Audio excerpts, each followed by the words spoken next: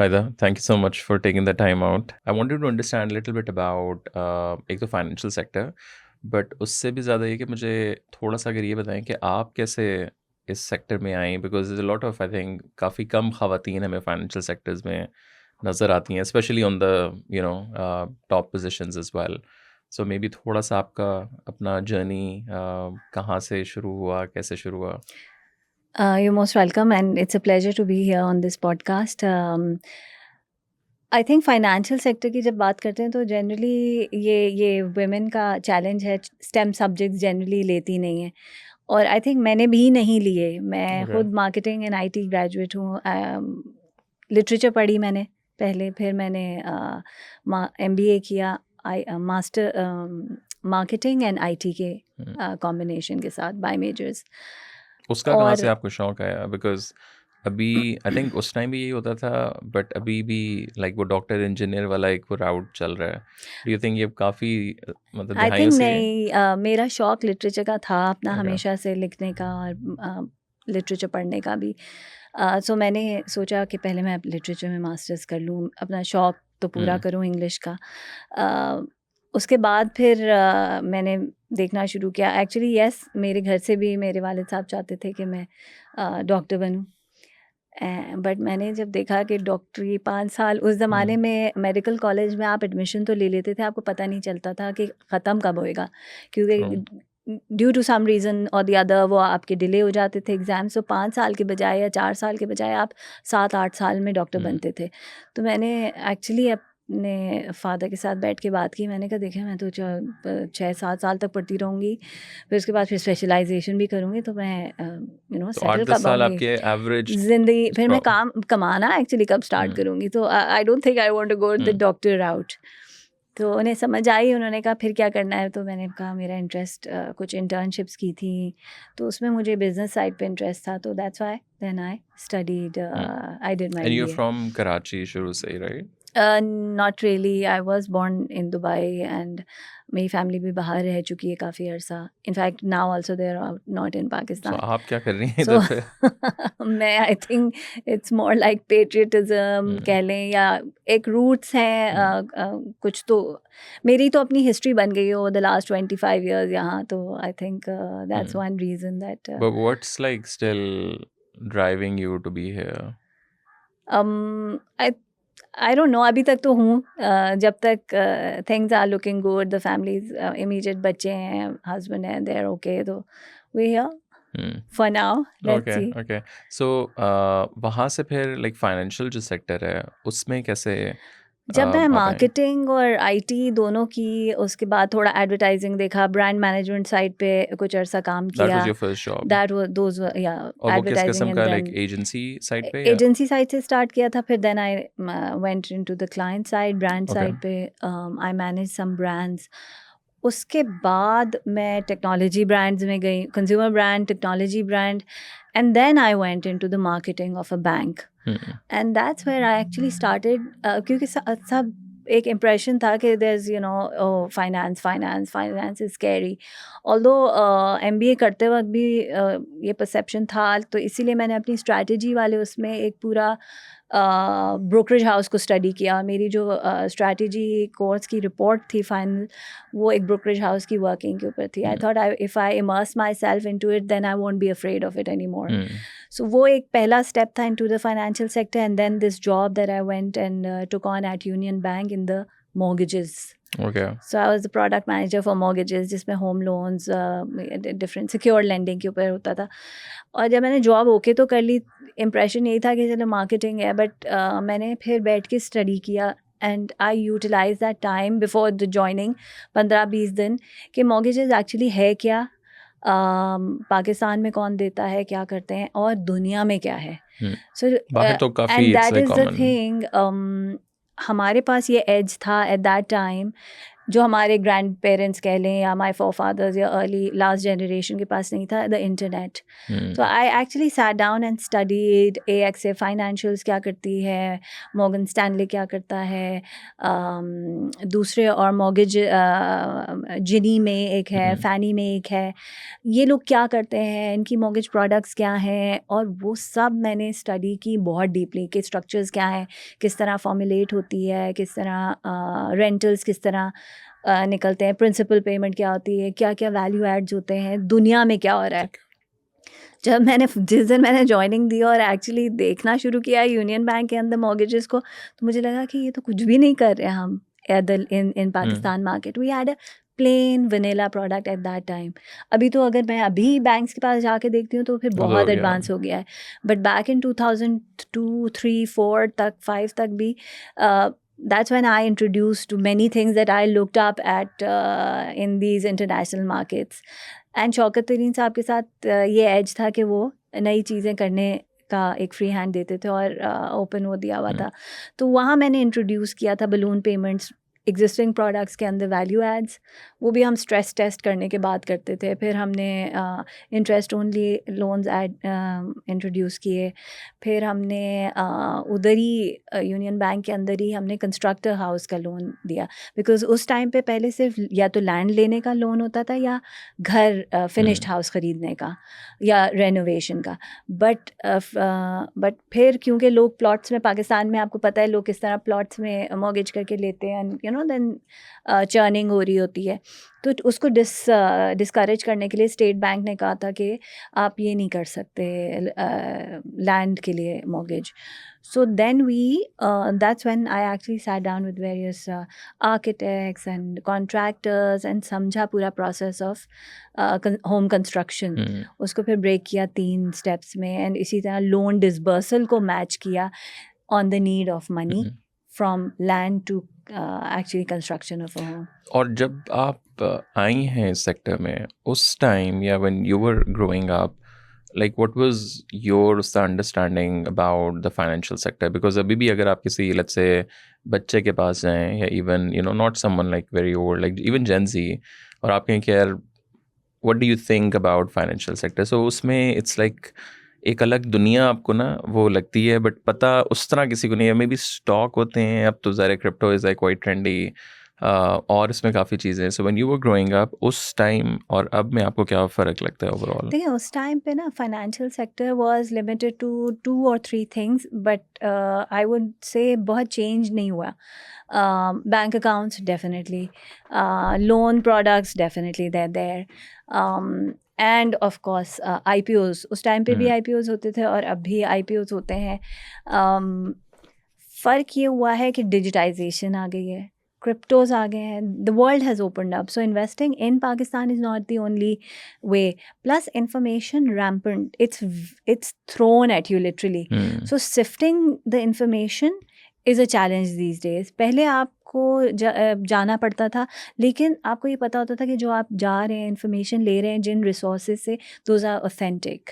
So that was one edge I would say. आज it's very difficult to actually figure out कि ये scam है, ये genuine है, ये रूमर है, या it's too much is coming to everybody. And क्योंकि डिजिटल में आप लोगों को टारगेट कर रहे होते हैं, आप उनको पर्सोनिफाई कर रहे होते हैं और आपका क्यूरेटेड मैसेजेस दे रहे होते हैं, तो it's a lot that's coming in. So attention spans बहुत रिड्यूस हुए. सो अगर फाइनेंशियल सेक्टर को देखें तो it has evolved with time, it's gone digital, it's speedier, it's more agile definitely. और आपके पास एसेट क्लासेस बेहतर हुए हैं. बैक देन म्यूचुअल फंड्स नहीं होते थे, एक NIT होता था, तो वो NIT के यूनिट लोग लेते थे, और गवर्नमेंट की कुछ यस, और गवर्नमेंट बॉन्ड्स होते थे, DSC SSC, वो भी आज भी हैं, बट आज थोड़ा बहुत इलेक्ट्रॉनिक हो रहे हैं, होपफुली जल्दी हो जाएंगे. दूसरा, पहले भी लोग गोल्ड में करते थे, अभी भी बहुत सारे लोग गोल्ड, डॉलर्स, प्राइस बॉन्ड्स भी ऑटोमेट और इलेक्ट्रॉनिक हो रहे हैं. So it's changing, but I think changing for the better, I would say, in a lot of ways. आपने जैसे कहा कि फाइनेंशियल सेक्टर अभी डिजिटाइज बहुत ज़्यादा हो रहा है, बट अगर हम अभी भी उस तरह अगर कंपेयर करें विद द इंटरनेशनल कम्युनिटी और जनरली बाहर से, don't you think the speed is still like extremely slow? हमारा पाकिस्तान का चैलेंज ये भी है, ये जो ग्रे लिस्ट और IMF और KYC, जो AML रेगुलेशंस, वो बाहर नहीं है। तो यहाँ जो अगर आप स्लो भी कह लें या बहुत ज़्यादा इन्फॉर्मेशन जमा करना, because this country is not documented. बहुत सारे लोग हैं जिनके पास शनाख्ती कार्ड नहीं है, उनकी एग्जिस्टेंस नहीं है। आपकी पॉपुलेशन का एक बड़ा हिस्सा is not there on the radar. आपकी पॉपुलेशन के अलावा अगर आप अपनी इकोनॉमी को देखें तो आपकी इकोनॉमी आधी तो शैडोज़ में है, बल्कि ज़्यादा। Probably And one that third. makes us Yeah. resilient also, by the way, to the Mm. external shocks also. Having said that, ये स्लो इसलिए है क्योंकि अभी आपको लोगों को ट्रैक करना है, अभी लोगों को समझना है, लोगों के हिस्टोरिक ट्रेंड्स रिकॉर्ड करने हैं। तो चाहे आप बैंक को कह लें, चाहे आप एसेट मैनेजमेंट को कह लें, चाहे आप स्टॉक एक्सचेंज को कह लें कि जी आप लोग बहुत सारी इन्फॉर्मेशन मांगते हैं। इन्फॉर्मेशन इसलिए मांगते हैं क्योंकि इन्फॉर्मेशन रिकॉर्डेड नहीं है। आप वेस्ट में जाएं, आप उधर एक सोशल सिक्योरिटी नंबर डालते हैं, उसका पूरा हिस्ट्री आ जाती है इंसान की कि उसने 20 साल में क्या किया, 16 साल की उम्र में क्या किया, कहाँ से पढ़ा है। I mean, लेकिन हमारे everything is- नादरा के साथ अभी कुछ अभी कनेक्ट it's नहीं। not that Okay. advanced yet, right? So we can't blame the banks or the brokerage or the stock exchange or the asset manager or the regulator for that matter, because आपकी government अभी सबको document कर रही है।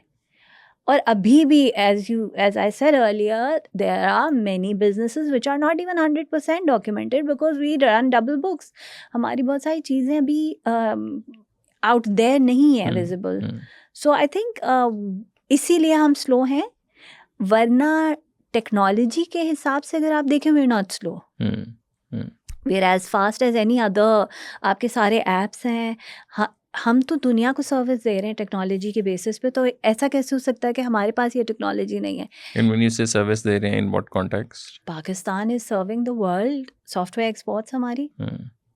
We technology in independent individual service Individual, हाँ, ठीक है। हर लेवल पे है। तो we have that brain, we have that technological acumen. If I talk about the stock exchange के पास इस वक्त जो ट्रेडिंग इंजन है वो मिली सेकेंड्स में ट्रांजैक्शन करता है, and highest number of transactions. So, like millions of trades can go through within milliseconds. That is the ability of the potential of the engine. अब आ जाए फिर transaction, settlement, everything is automated. Announcements, there is no human intervention. There is no paper passing. Everything is automated. And ये 90s में हुआ था stock exchange के अंदर। So and it's been evolving also. But then आप बात करते हो अकाउंट ओपनिंग की, जी हमारे पास वो डिजिटल अकाउंट ओपनिंग नहीं था। ऐप्स तो आपके पास 2010 से सारे ब्रोकर्स के पास ऐप्स हैं, वो अपने इंडिविजुअल इन्वेस्टर्स को या इन्वेस्टर्स को ऐप्स प्रोवाइड करते हैं। बट वो अकाउंट ओपनिंग क्योंकि डिजिटल नहीं थी, जो कि अभी 2022 में आई थिंक या 22 में डिजिटल अकाउंट ओपनिंग खुली है। सो वेयर बाय आपको ज़रूरत नहीं है जाके नादरा से वेरिफिकेशन अलग, एवरीथिंग इज़ बिकम इंटीग्रेटेड। पहले ओपन नहीं हो रहा था, परमिशंस नहीं थी, so obviously that couldn't be done. और अगर आप थोड़ा सा लेट्स से एक आम बंदा अगर ये देख रहा है, फाइनेंशियल सेक्टर में कितनी वर्टिकल्स कौन से हैं? उस तरह तो बहुत ज़्यादा होंगे, बट लाइक बुनियादी तौर पर जो ज़्यादा कवर करते हैं इस पूरे फाइनेंशियल सेक्टर को, वो क्या क्या है? देखें, फाइनेंशियल सेक्टर को देखने के लिए अगर आप प्रोडक्ट्स के पर्सपेक्टिव से देखना शुरू करें तो ब्रॉडली पूरी मार्केट को मैं डिफ़ाइन करूँगी 2 टाइप्स में, एक डेट और एक एक्विटी। ठीक है, डेट इज़ चाहे इंडिविजुअल लेवल पे क्रेडिट कार्ड लें, लोन लें, home loan, auto loan, business loan, any loan that you take, whether the government takes that loan या corporate sector loan लेता है या कोई कंपनी लेती है, बैंक से लेती है या मार्केट से लेती है, that is debt। ठीक है, वो बॉन्ड्स भी हो जाते हैं, TFCs भी हो जाते हैं, हर किस्म के। इवन DSCs और ये सब जो है डेट में आता है या फिक्स्ड इनकम में आता है। ठीक है, सो उसमें गवर्नमेंट आपसे ले रही है पैसा और आपको उसके रिटर्न में एक प्रॉफिट दे रही है, दैट्स अ डेट। दूसरा आ जाता है equity. Equity is where the major stock exchange comes in at a larger level. Private equity firms हैं छोटे लेवल पे, लेंडर्स हैं जो पार्टनर्स बनते हैं या इन्वेस्टर्स बनते हैं, वीसीज हैं, ये एक्विटी लेके, एक्विटी एंड डेट भी करती हैं बट जनरली एक्विटी होती है। एंड स्टॉक एक्सचेंज पे जब कंपनी आती है तो वो अपने 25, 20%, 30%, whatever they want, they give out those shares. Investors buy those shares, give the money to the company, but the company को वो लोन नहीं होता, वो शेयर होल्डिंग होती है। तो जब आप शेयर होल्डिंग देते हैं तो आप उसको प्रॉफिट नहीं दे रहे होते हैं, या लोन डेट सर्विसिंग नहीं कर रहे होते, डेट को सर्विस करना होता है। सो एक्विटी में आप प्रॉफिट शेयरिंग उसमें आते हैं। सो उस पर्सपेक्टिव से equity market is the stock exchange. आप asset management या म्यूचुअल फंड्स के थ्रू भी equity ले सकते हैं, डेट भी ले सकते हैं, कॉम्बिनेशन भी बना सकते हैं। सो जब आप ब्रॉडली मार्केट को समझ लें कि एक्विटी ये है और डेट ये है, और एक्विटी के फिर टाइप्स होते हैं, फिर आप ETFs ले सकते हैं एक्विटी के, आप डेट के भी ETFs ले सकते हैं, आप इन्वेस्ट कर सकते हैं डायरेक्टली शेयर्स में, आप म्यूचुअल फंड्स के थ्रू भी आ सकते हैं। So these are then moderate different modifications to actually access equity. और अगर हम इन्वेस्टमेंट की, जैसे आपने कहा कि ये तो ऑप्शंस हमारे पास ये सारे हैं, अब एक आम बंदा या जनरली इन पाकिस्तान हमने देखा 2000 के बाद कि बहुत ज़्यादा इन्वेस्टमेंट, अच्छा जी प्लॉट ख़रीद लो, रियल स्टेट वो somehow, I don't know वो माइंडसेट कहाँ से आया, बिकॉज उसकी तो कोई उसका कोई लिटरेसी भी नहीं हुई। एक होता है ना कि जी आप कोई बहुत ज़्यादा कैंपेनिंग करके कुछ करके आप लोगों के दिमाग में एक चीज़ डालें, बट आई डोंट नो, अचानक 2000 में हमने देखा the rise of real state in Pakistan, और जो आम बंदा है, इवन आज के दौर में तो मुझे स्टूडेंट्स ऐसे पता है कि जी मैं फ़ाइल ख़रीद रहा हूँ, वो तो इतने से पैसों की ले ली 10% की, वो किसी को बेच के अपना थोड़ा सा उसने, और वो इस तरह अपने इवन लोग घर भी चला रहे हैं। अब ऑब्वियसली हालात वो हैं, बट ये कॉन्सेप्ट आपको क्या लगता है कि ये कहाँ से पाकिस्तान में शुरू हुआ और उसकी रीज़न क्या थे? देखिए, एज अ कल्चर हम जो है ना प्रॉपर्टी एज अ सोसाइटी, हमें ना प्रॉपर्टी, अपने बच्चों को हम प्रॉपर्टी देते हैं, एसेट्स पास ऑन करना। हमारा कल्चर ये है कि बच्चों को मॉर्गेज नहीं देते, लोन्स नहीं देते, हम प्रॉपर्टी देते हैं, एसेट्स देते हैं अपने बच्चों को। सो एक तो ये है। आई थिंक दूसरा रीज़न, लोगों ने ये चीज़ रियलाइज़ की कि प्रॉपर्टी में पैसा रखने के लिए या इन्वेस्ट करने के लिए आपको अपनी प्रेजेंस या अपना नाम या अपना फ़ाइल लेके आप कर सकते हैं। सो आपको पूरा कोई अकाउंट खोलना नहीं है, आपको कोई डॉक्यूमेंट्री वो नहीं देनी। तो उन्होंने रियलाइज़ किया कि हम अंडर द रेडार रह के ही काम कर सकते हैं, और ईजी भी है, मे बी इतना ऑल्सो। अब जब आप अकाउंट खोलने जाते हैं बैंक में, आपको कई मरतबा सवालात, इंफॉर्मेशन देनी पड़ती है। जब आप स्टॉक एक्सचेंज में भी अकाउंट खोलते हैं, आपको इंफॉर्मेशन देनी होती है, क्योंकि KYC is part of the account opening process. यहाँ अब किसी के भी नाम पे आपने फ़ाइल उठा ली, सेम विद कार्स ऑल्सो, आप गाड़ी ले लेते हैं, आप ट्रांसफ़र ही नहीं करते, ओपन फाइल पे चला रहे होते हैं। सो एसेट्स की ओनरशिप जो है ना सही मानों में नहीं आ रही, एंड इट्स अ क्विक वो ठीक है, बट डॉक्यूमेंटेड नहीं है ना। तो and then the value bit, there is a large amount of difference between the actual market value and the price. True. So a lot of money can be hidden between these two ranges, which is not attributable to you.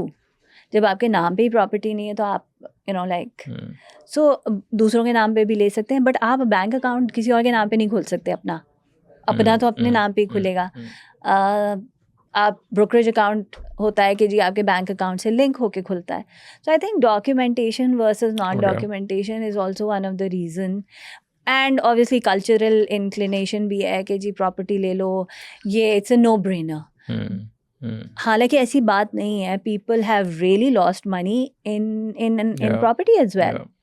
I mean कहाँ property अभी अगर देखें 200% drop हुआ है property में prices. अगर देखें literally 2-3-4 साल के अंदर ही देखें, property is not doing well nowadays. I mean I meet people who bought 200 पे लिए और आज 60 भी नहीं मिल रहा उनको। सो फ्रॉम दैट पर्सपेक्टिव, किसी भी एसेट क्लास में आप इन्वेस्ट करते हैं, there is always a risk. It is your responsibility कि आप असेस करें उस रिस्क को, आप कैलकुलेट करें कि वो रिस्क क्या है. Definitely high risk high reward, low risk लो रिवॉर्ड. अब तीसरी चीज़ आई थिंक बहुत ज़्यादा लोग इन्वेस्टमेंट्स की तरफ इसलिए नहीं भी आए क्योंकि इंटरेस्ट रेट पाकिस्तान में अगर देखें हिस्टोरिकली बहुत हाई रहा है, जिसकी वजह से छोटे लोग जो है ना प्रेफर करते हैं कि जी कंफर्म गारंटीड रिटर्न ले लें, कम ले लें, लेकिन उस पे इक्तफ़ा कर लें. हम कंटेंटमेंट की बात करते हैं कि सब्र कर लो, या वो वाला एक एट्रीब्यूट भी है, शुक्र करो और सब्र करो जो मिल रहा है और ये कंफर्म्ड है, ज़्यादा समझने मेहनत करने की ज़रूरत नहीं है जाके समझने के लिए टू इन द रिस्कियर वो, बिकॉज ऑब्वियसली वॉलेटाइल तो मार्केट पाकिस्तान की भी उतनी है. आप कल देखें इलेक्शंस हुए हैं, whatever, look at NYSE how it has gone. So हर जगह की markets are volatile, they respond, but on the longer horizon generally stock markets are good, वो मतलब अच्छी yields होती हैं, but longer term में. So बहुत सारे और फैक्टर्स होते हैं. आपकी एंट्री किस वक्त हुई, आपने कौन से स्टॉक्स लिए, किस सेक्टर में किए, क्या कौन सा सेक्टर चल रहा है. थोड़ा सा मुझे बताएं कि अगर हम थोड़ा सा पीछे जाएं, ब्रांड्स के साथ आपने काम किया ज़रा मार्केटिंग वाली साइड पे, और फिर पाकिस्तान स्टॉक एक्सचेंज की साइड पे आप कैसे, because then you are in the middle of the stock उस तरह कि पहले तो like it was a bit like जो स्टेक होल्डर्स आप कह लें इस पूरी बड़ी गेम के, and then now you are like in the middle of all of this. So यहाँ वो ट्रांजिशन कैसे हुआ? I think opening आई थी, the stock exchange was transforming, it was changing in 2016 onwards, it became a listed company. मैं banking sector में थी. I think यहाँ जो अपॉर्चुनिटी थी, जो मैंने पिछले सालों में बैंकिंग में, इंश्योरेंस, म्यूचुअल फंड सब में काम करा, उसके बाद यहाँ आके मुझे समझ आई कि basically when you talk about marketing, when you talk about listing, capital raising, wealth creation, actually this is the main place जिसकी बेसिस के ऊपर सब कुछ बन रहा है. अगर आप देखें तो इस्लामिक इंडेक्स है, KMI इंडेक्स, कराची मीज़ान इंडेक्स, उसमें more than 50% of the stock exchange listed companies are on the Islamic index. अगर आपके पास ये इस्लामिक इंडेक्स नहीं होता तो ना म्यूचुअल फंड्स इस्लामिक बन सकते थे, ना आपके पास दूसरी सो आपके पास या ना ETFs क्रिएट हो सकते थे. सो बेस प्रोवाइड यहाँ से हो रही है. इक्विटी म्यूचुअल फंड इस्लामिक से हट के अगर कन्वेंशनल की बात करें तो बहुत सारी प्रोडक्ट्स इधर से बिल्ड हो रही हैं. बहुत सारी कंपनीज़ हैं जो कि डाइवर्सिफाई कर रही हैं because they come and get listed on the exchange. बहुत सारी कंपनी अपनी प्रोफाइल बिल्डिंग कर रही हैं जिनको एक्सपोर्ट मार्केट्स में जाना है, कैश रिच हैं, but they come and get listed because आपके जो काउंटर पार्ट्स हैं या स्टेक होल्डर्स हैं या जिनके साथ आपने काम करना है आगे दूसरे इंटरनेशनल वर्ल्ड में, वो जब देखते हैं कि ये कंपनी लिस्टेड है तो उनको ज़्यादा ट्रस्ट होता है. सो ये सारी चीज़ें देख के तो मैंने रियलाइज़ किया this is a place which needs to be branded properly, which needs to be positioned well, and we need to, the stock exchange should be looked at by the government, by the corporate, by the fund managers, investors, as the place which will help them. It is a catalyst in their growth journey, चाहे वो individual हो चाहे वो corporate हो, even government अभी सुकूक कर रही है. कल तो हमारा रिकॉर्ड कल ऑक्शन हुआ है जिसके बाद the government got such a great price. इतने अभी भी अगर आप डिस्काउंट रेट देखें 15% के ऊपर आ गया है, बट कल जो गवर्नमेंट को प्राइस मिली है 10% something, which is in today's time a very good price. So the government is getting a benefit in terms of being able to raise sukuks funds for deploying. अगर government को सस्ता पैसा मिलता है तो government अच्छे will be doing better.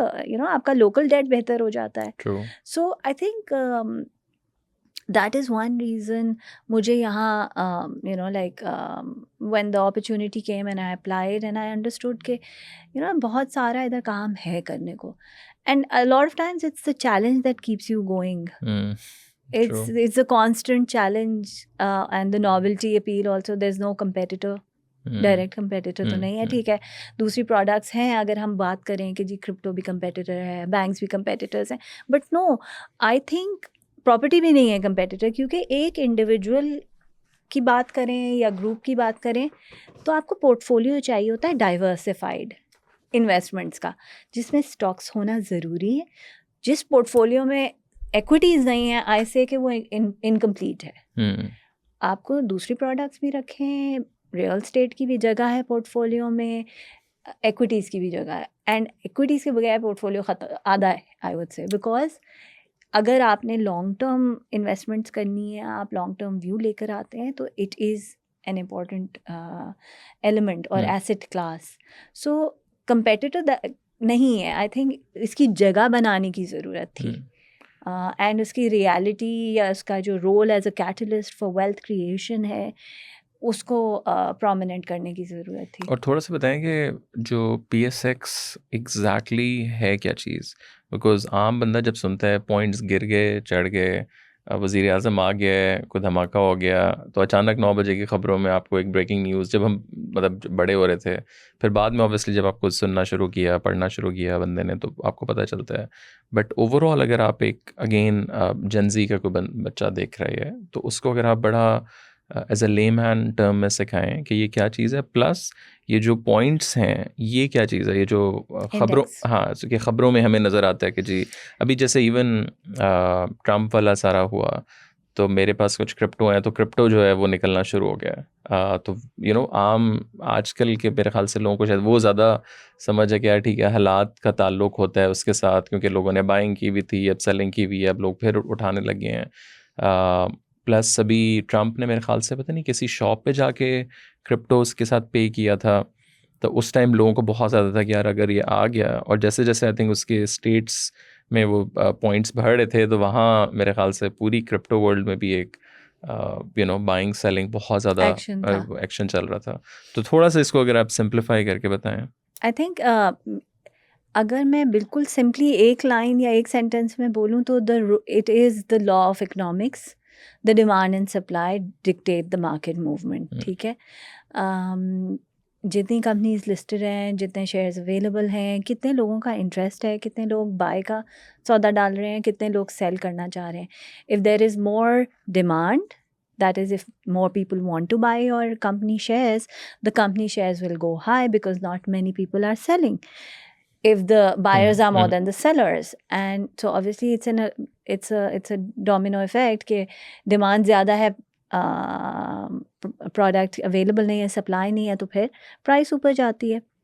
Similarly अगर किसी ने कोई छोटी सी भी बात उसको थ्रेट लगती है या व्हाटएवर, तो वो बेचने शुरू होते हैं. And then if more people want to sell and not many people want to buy, who is going to buy, तो the price will start dropping because buyer नहीं है और सेलर्स बहुत सारे हैं. सो सप्लाई एंड डिमांड की बिल्कुल सही तरीके से स्टॉक मार्केट पे अप्लाई होती है. अब आ जाए एक्चुअली स्टॉक मार्केट है क्या.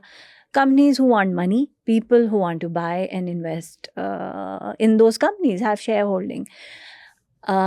तीसरा आपका पॉइंट था, कंपनी जो है वो पब्लिक होती है और वो फिर स्टॉक एक्सचेंज में जाके लग जाती है. जी, सो एक सोल प्रोप्राइटरशिप है, एक प्राइवेट कंपनी है, आपको एक्सपैंड करना है किसी भी रीज़न से, कैपिटल चाहिए, प्रोमिनेंस चाहिए, रिक्वायरमेंट है, इंटरजेनरेशनल वेल्थ ट्रांसफ़र करना है, बच्चों को ट्रांसफ़र करने के लिए भी बेस्ट तरीका है कि आप लिस्ट कर लें अपनी कंपनी, तो वो आपस में डिवाइड होके स्प्लिट नहीं होती है.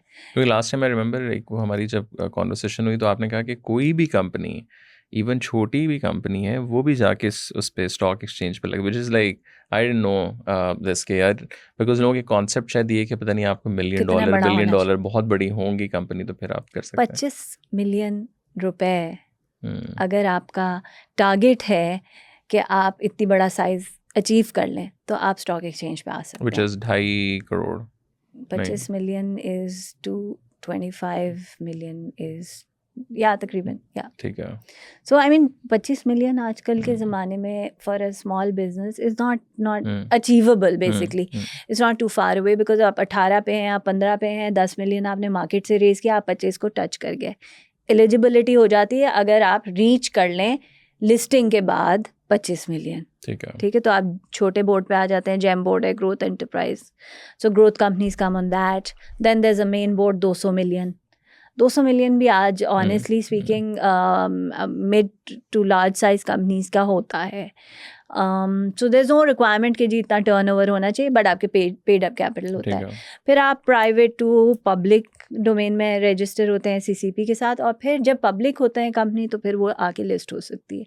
So in order to be listed you need to convert your registration into a public limited company and then you become publicly listed. So that is there. बाकी आपका सवाल था रिगार्डिंग द इंडेक्स. सो हर मुल्क के stock exchange के अंदर बहुत सारे इंडेक्सेस होते हैं. पाकिस्तान स्टॉक एक्सचेंज के पास आई थिंक तकरीबन 17 इंडेक्सेस हैं या 17. लेकिन एक इंडेक्स हर मुल्क के डिफरेंट स्टॉक या हर स्टॉक एक्सचेंज का कोई एक रिप्रेजेंटेटिव इंडेक्स होता है जिसको ओवरऑल स्टॉक एक्सचेंज की हेल्थ उससे एसरटेन होती है या एक्टिविटी एसरटेन होती है. तो मॉर्गन स्टैनले, MSCI, ये जो है ना उन इंडेक्सेस को फॉलो कर रहे होते हैं. जिस तरह NYSE है, S&P 500 है, इसी तरह पाकिस्तान का KSE 100 इंडेक्स है. लेकिन वो 100 इंडेक्स एक्चुअली सिर्फ 100 कंपनीज को ट्रैक कर रहा है. तो जो टॉप 100 है, जो टॉप नहीं, वो एक डेफिनेशन होती है, उसका एक फार्मूला है कि वो कौन सी 100 कंपनीज हैं, उसमें लिक्विडिटी होती है, मूवमेंट होती है, it's not just the revenue, it's not just the revenue or profitability. There are multiple 2-3 factors that are taken into account, and that KSE 100 index is formed. Now that index may not be मतलब अगर आपने उस 100 के अलावा किसी और company में invest किया है तो वो 100 के अंदर भी ज़रूरी नहीं कि सारी कंपनीज. अच्छा, अगर इंडेक्स मूव अप भी कर रहा है, it's not necessary that all those 100 companies are moving up. वो तो एक एवरेज, वो एक फार्मूला अप्लाई होता है, उसमें वेटेज जिसकी ज़्यादा है या जिस ज़्यादा कंपनीज ने मूव किया होगा तो वो वेटेज की वजह से ऊपर चला गया. सो इट्स नेसेसरी कि ये तो सिर्फ इंडिकेटिव है कि जी सेंटिमेंट क्या है मार्केट का या लोगों का या इन्वेस्टर्स का. But if you are looking at investing तो आप देखते हैं 36 सेक्टर्स हैं. जो सेक्टर्स समझ आ रहे हैं आपको, हर सेक्टर में 5-6 कंपनीज हैं, किसी में 12 हैं, किसी में, उन कंपनीज को देखें. बट कैसे समझें? मतलब जैसे आपने कहा ना कि सेक्टर्स हैं और फर्स्ट यू नीड टू खुद से understand and learn about. It is best to do it yourself. Okay, like what is the first step? Let's say लोग कहते हैं, ब्रोकर के पास जाते हैं, कहते हैं अकाउंट खोलो भाई, टिप दे दो, मैं कितने पैसे लगाऊं, कितने मिलेंगे. That's not the way. आपको सबसे पहले देखना है कि मार्केट है क्या, मार्केट क्या है, शेयर्स क्या हैं, सेक्टर्स क्या हैं. एंड अगर मुझे कोई ये बोले कि ये इन्फॉर्मेशन हमें नहीं पता, which is very wrong. You Google it, you see it, you go to the website, you go do. पूरा डेटा पोर्टल है जिसमें 5 साल का डेटा. पाकिस्तान इज़ वाहिद कंट्री जो फ्री में ये डेटा देती है. स्टॉक एक्सचेंज ने, हमने डेटा पोर्टल बनाया, 5 साल का हर कंपनी का डेटा अपलोडेड है उस पर, पूरा मार्केट का डेटा अपलोडेड है उस पर. रोज़ हर सेक्टर में क्या ट्रेड हो रहा है, कितना क्लोजिंग है, किसकी ओपनिंग क्या है, this is readily available. And those who want to know they can do that. So how one should start investing in stocks and what is the first step? सबसे पहले 2-3 महीने तो लगा के पढ़ें. I would say virtual simulation हमने बनाया हुआ है, वर्चुअल पोर्टफोलियो, उस पर अकाउंट बना लें. अपने आप को जितने दिल चाहे पैसे दे दें, खुद पैसे दें. Virtual money, real market, real stocks. साथ साथ में डेटा पोर्टल पे देखें कि व्हाट आर द इंडेक्सेस, कौन से कंपनीज किस इंडेक्स में हैं, कौन से सेक्टर्स हैं, किस सेक्टर्स में कौन कौन सी कंपनीज हैं. थोड़ा बहुत उन कंपनीज की हिस्ट्री देखें, उसकी 5 साल की 3 साल की परफॉर्मेंस देखें, कौन सी कंपनी डिविडेंड देती है. ब्रोकर के पास अकाउंट खोल भी दें तो ब्रोकर से सवाल पूछें कि मुझे पूरी 500 की कंपनीज में बेस्ट परफॉर्मिंग कंपनीज बताओ, बेस्ट कंपनीज जिन्होंने प्रॉफिट दिया वो कौन सी कंपनीज हैं, 15-20 जिन्होंने डिविडेंड दिया. सबसे अच्छे सेक्टर्स कौन से हैं, टॉप 10 डिविडेंड यील्डिंग कंपनीज कौन सी है, टॉप 10 कैपिटल अप्रिसिएशन जिन्होंने प्राइस अप्रिसिएशन दी है उन वो कौन सी हैं, डे ट्रेडेड कंपनीज कौन सी हैं जो दिन में कुछ लोग ट्रेडिंग भी करना चाहते हैं, buy and in and out करके पैसा बनाना चाहते हैं, हर एक की अपनी और वो एक भी सिंपल ऐप है रिक्वायरमेंट कि आप ऐप डाउनलोड करें, उस पे अकाउंट जी बनाएं और एक डमी अकाउंट बना के you can start you like can okay. Start, उसमें आपको सिंबल्स नज़र आते हैं, आपको डैशबोर्ड नज़र आएगा, so you could like do everything on that simulation app virtual portfolio. और कौन सी इंडस्ट्री ज़्यादा पिछले 5 सालों में एटलीस्ट इन पाकिस्तान आपको लगता है कि ग्रोथ हम सेक्टर पे? उसको इस तरह नहीं देख सकते कि 5 साल में इस एक ही इंडस्ट्री ने वो हुँ, किया, बहुत सारी इंडस्ट्रीज परफॉर्म कर रही होती हैं, कुछ अप होती हैं, कुछ डाउन होती हैं, सो मूवमेंट्स चल रही होती हैं through out the year, okay. Seasonality होती है कुछ कंपनीज के काम में, हुँ, फॉर एग्जांपल शुगर में सीजनैलिटी है, सो डिपेंड करता है कि आप कौन से सेक्टर की हुँ, काम कर रहे हैं। फिर अगेन इंटरेस्ट रेट एनवायरनमेंट की वजह से कुछ कंपनीज़ की ऑफ टेक्स अच्छे हैं, कुछ कंपनीज़ के नहीं। जब आपके मुल्क में या बाहर बराबर नेबरिंग कंट्रीज़ में या दूसरे उसमें कंस्ट्रक्शन पे काम है तो सीमेंट सेक्टर, एलाइड सेक्टर्स चल रहे होंगे जो कि कंस्ट्रक्शन इंडस्ट्री से स्टील वगैरह इससे रिलेटेड है। So it depends. फिर कुछ ऐसी प्रोडक्ट्स हैं जो ईयर राउंड है, pharmaceutical through out the year है, उसमें भी होगा एक sort of seasonality, I am sure कि कोई पर्टिकुलर मेडिसिन सर्दियों में चलती होंगी, कुछ गर्मियों में, कुछ कोविड के टाइम पे, but overall it's an, so you have to look at the sectors and understand, then you open a brokerage account. Brokerage account भी खोलने जाते हैं तो 2-3 किस्म के अकाउंट हैं। आप डिजिटल ऑनलाइन हो गया है, आप घर बैठ के अपना ऑनलाइन अकाउंट खोल सकते हैं, बट आप सहूलत अकाउंट भी खोल सकते हैं, which is a smaller, less KYC requirement होती है, उसमें आप शनाख्ती कार्ड पे स्टूडेंट्स भी खोल सकते हैं आराम से, and then the broker will give you the app, वो जो कि प्ले स्टोर में या आपके उसमें होती है ऐप स्टोर में, आप वहाँ से ऐप डाउनलोड करें and you are up and running. But you need to जब आप अकाउंट खोलें तो अपने बैंक अकाउंट से लिंक करें। आसान अकाउंट होगा आपका बैंक सही। में, आसान अकाउंट है, सहूलत अकाउंट खोल हुँ, लें। आपके पास आपका ईमेल आईडी, आपका सेल फ़ोन, ये सारी चीज़ें आपके अकाउंट में होना चाहिए ताकि आपको एक आईडी मिल सके, और जो भी आपकी एक्टिविटी आप कर रहे हैं अपने ऐप के थ्रू, आपको उसको जाके बस चेक करना होता है कि ये मैंने किया, ये सेटल हुआ, ये आपके पास ईमेल आएगी या SMS आएगा, उसे वेरीफाई करना होता है। You need to consolidate, you need to make sure कि ये हो गया है, चेक कि जी मेरे पास इतना कैश है, रेडी मार्केट में काम करें, लेवरेज ना लें जब तक, you know, like there is no need, you buy what you have readily available money. So these are few things जो हम बोलते हैं कि ये चीज़ें ख्याल और रखनी जो चाहिए। लोग पहली दफ़ा आ रहे होते हैं इसमें, ज़ाहिर है आप लोगों के पास लोग आते भी होंगे, जनरली एक्सपीरियंसेस आप लोग जब सुनते हैं, ज़्यादा बड़ी आपको क्या लगता है कि लोग जो मिस्टेक कर रहे होते हैं, जो अर्ली आप कह लें इन्वेस्टर्स हैं या जो लोग इस मतलब जाके एक्सपेरिमेंट कर रहे हैं?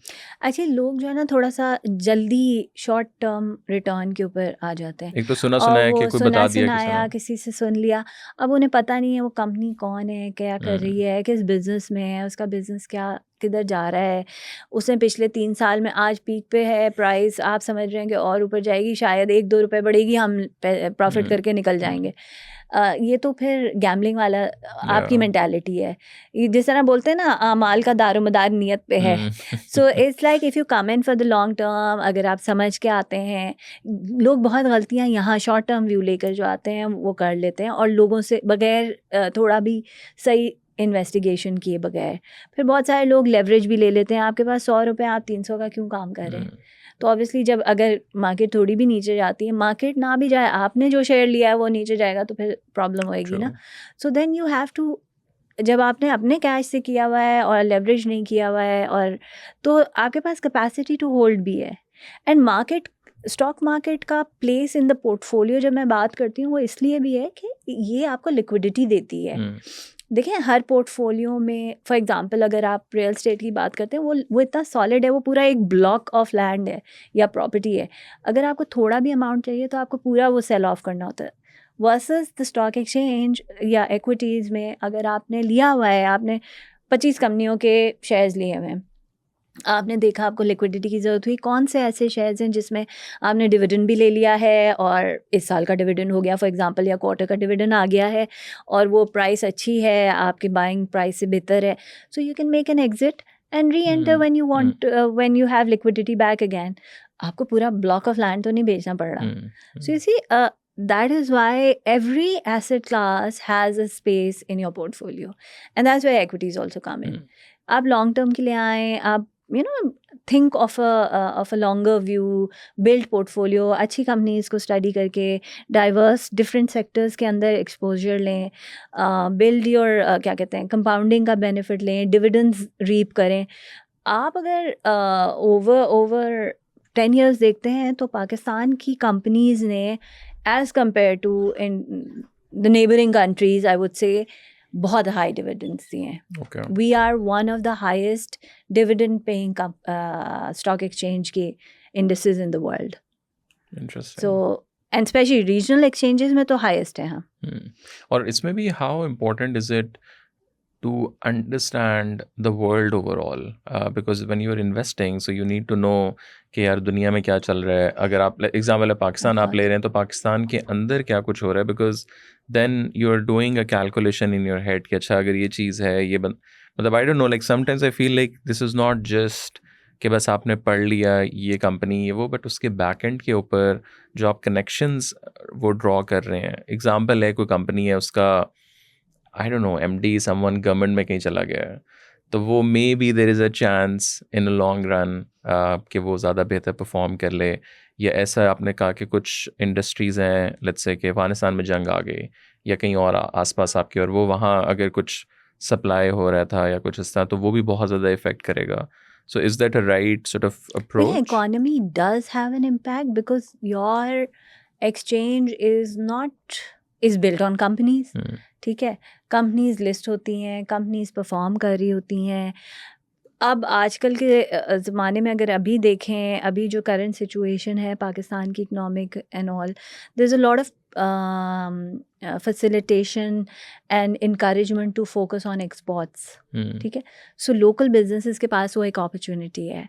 ठीक, there were some riots in Bangladesh, different, और जो भी रीजनल फैक्टर्स हैं, फिर कौन से मुल्क हमारे लिए ओपन अप हो रहे हैं ये देखना, कहाँ से हमारे कनेक्शंस अच्छे हो रहे हैं, those markets will be more welcoming to us. So export market के ओपन होने के चांसेस अच्छे हैं. कौन सी कंपनीज उन अपॉर्चुनिटीज़ को लेवरेज कर रही है, टैप कर रही है, तो वो समझना और इसलिए ज़रूरी है.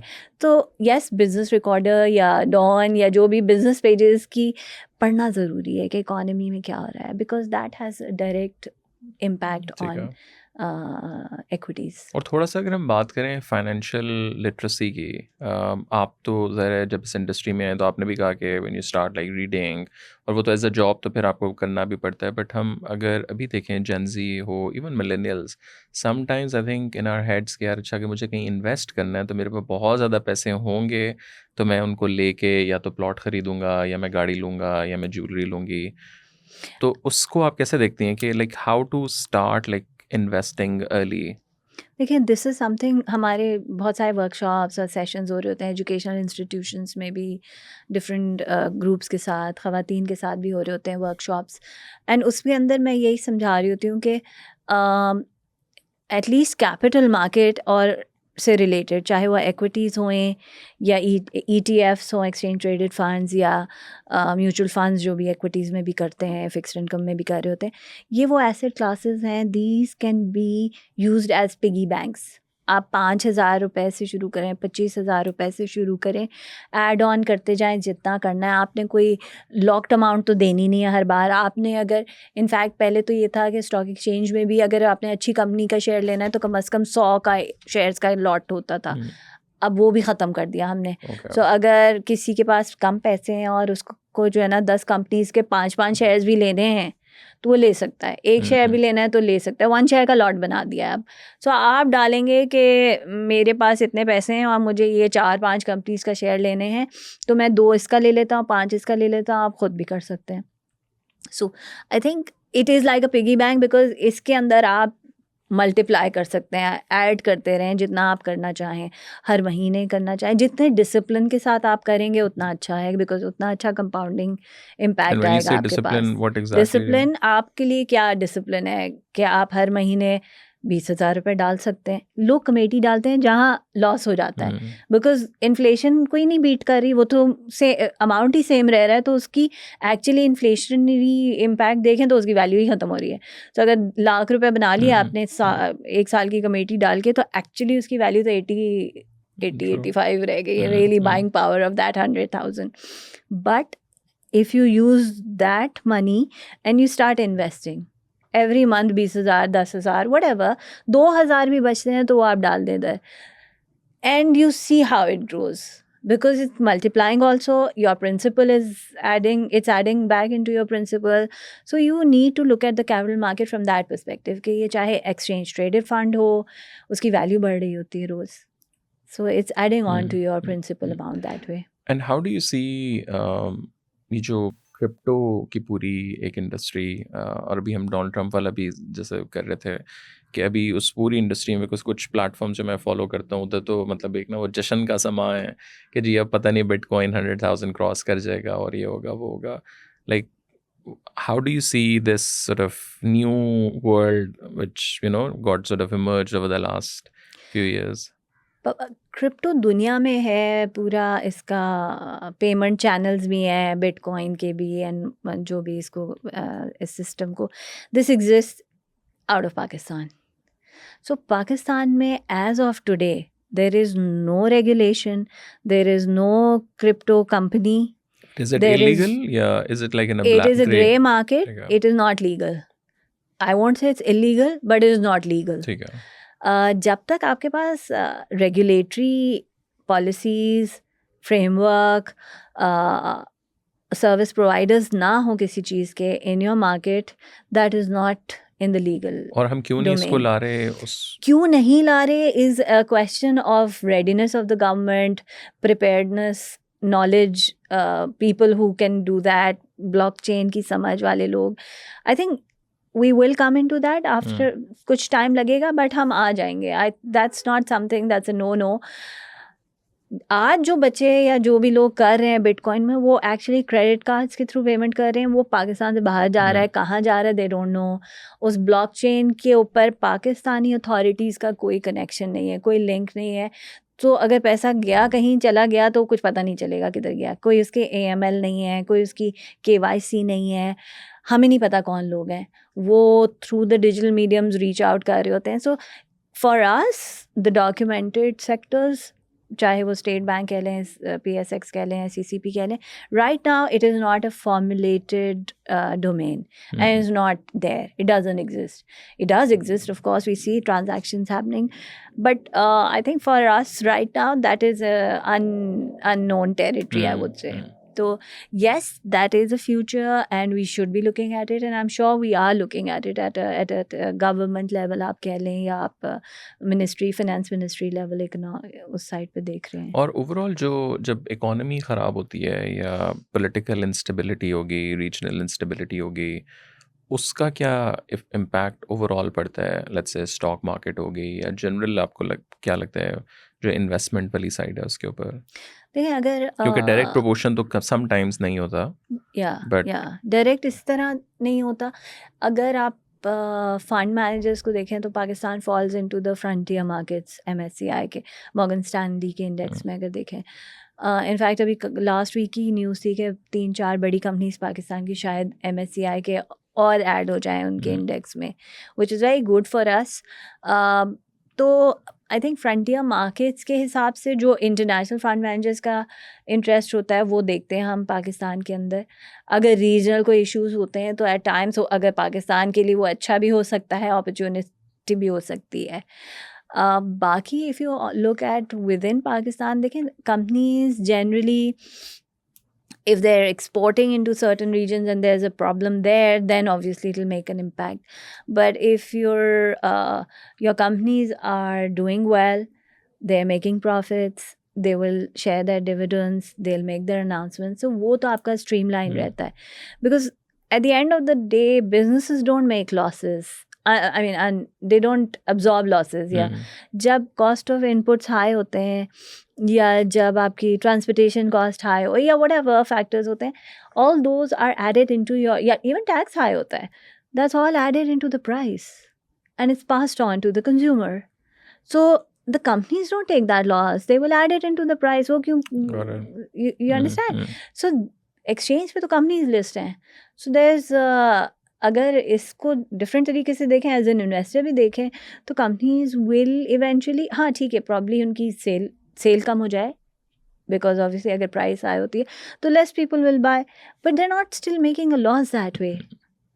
दे will add it in the price and pass it on. So ये वाला फैक्टर जो है ना, बहुत वो समझने की ज़रूरत होती है इन्वेस्टर्स को कि ये चीज़ें हैं. फिर रीजनल, ऑब्वियसली पाकिस्तान के किस मुल्क के साथ कितने अच्छे ताल्लुकात हैं, क्या आप उन ममालिक में आपकी मुल्क की कंपनीज एक्सपोर्ट कर रही हैं या वहाँ से इम्पोर्ट कर रही हैं. So that has an impact overall Pakistan की इकॉनमी में भी. और लास्टली अगर एक जेन जी का लेट्स से कोई बंदा बच्ची देख रहा है, उसको आपकी क्या एडवाइस होगी कि अभी से किस तरीके के साथ they need to start thinking around financial literacy, and what are there, let's say if you advice them the next 3 very practical steps, तो वो क्या होंगे? आई थिंक जेन जी के लिए तो मैं ये कहूँगी कि it's there in the best position today, because they have time on their side, जो कि हमारे पास नहीं है. And when you say time, because they're starting because they're early. young, Okay. they should start early.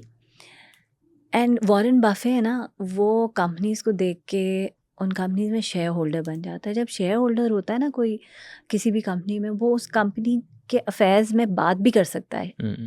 वो आप AGM attend करके अपना views भी शेयर कर सकता है.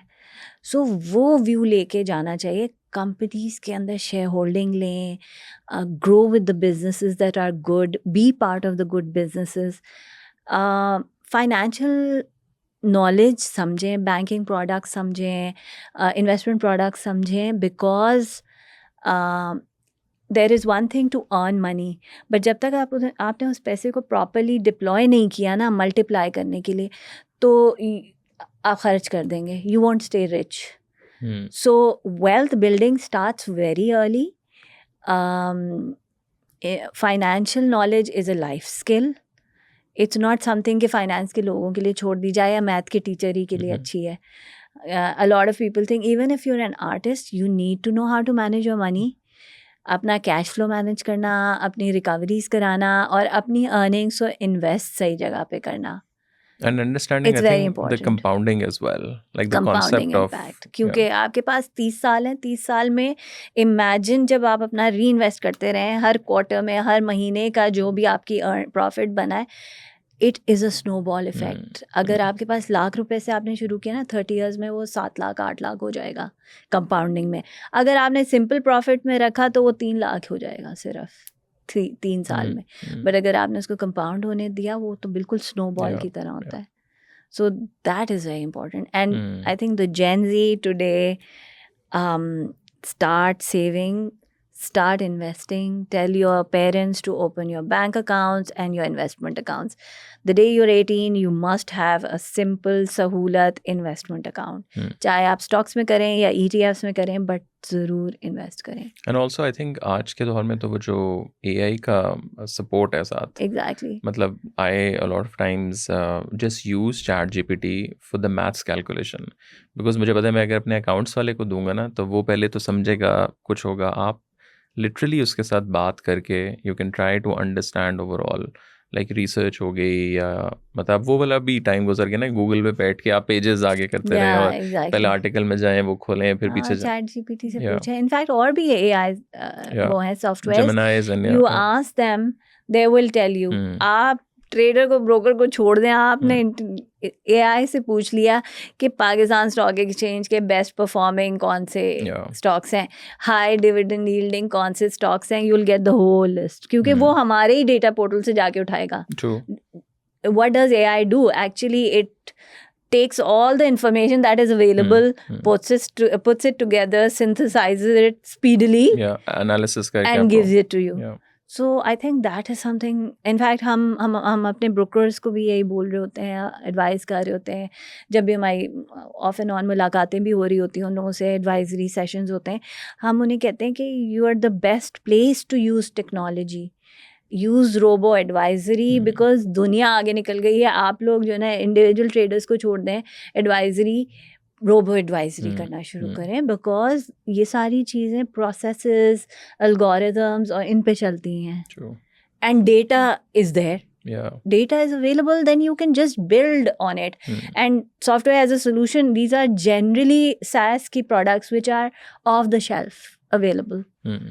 So I think yes, we need that little inflection point to come through sooner, but for Gen Z I would say कि इतने tools हैं at your fingertips कि आपको खुद अपना ज़्यादा करने की भी ज़रूरत नहीं है, दिमाग इस्तेमाल करने की। If you don't have the mathematical analysis वाला एबिलिटी, हर एक की नहीं होती है। Some people are right brain, some people are left brain. So ask and you will know. Verify it, double check it, किसी से मशवरा ले लें, चेक करवा लें, but invest and build your wealth. Wealth building is something कि एक, मैं समझती हूँ, एक 10 साल के बच्चे से शुरू हो जानी चाहिए। पाकिस्तान में हम एज अ फैमिली हम बच्चों को पैसों के बारे में बताते नहीं हैं, नहीं इनको उनको पढ़ने दें, इनको इस तरफ ना लाएं। इनका इंडिया में, अमेरिका में छोटे से छोटे बच्चे को स्टॉक्स का पता होता है। क्यों? Because that is discussed at the dinner tables. Elders talk to children and family talk. A father will tell them कि जी क्या किया उन्होंने दिन में, उनकी क्या एक्टिविटी रही, उनके दफ्तर में क्या प्रॉब्लम्स हैं, उनकी मदर भी बताती हैं, बच्चे भी बताते हैं। सबके अपने लेवल के इश्यूज होते हैं, सब अपनी बातें करते हैं as a family unit. When you talk, that is when you learn also. And I think money talk is very important. Financial या money matters talk is very important.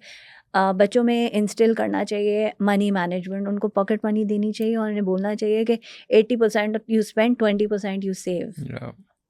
Absolutely. So as parents also I think बचपन से हमें भी अपने बच्चों को ये चीज़, pocket money, money management, budgeting, saving, investing, तुमने 20% सेव किया तो वो कहाँ डाला, क्या किया उसका? Is it in your piggy bank? Is it in your bank account? Oh my God, it's in your bank account. It's not working. It's not making more money. Put it in an investment account. That's how you So parents की भी training होने की काफ़ी ज़्यादा ज़रूरत है. I think it's very important. Raida, thank you so much for taking the time out. It's lovely talking to you. Likewise. Thank you so much.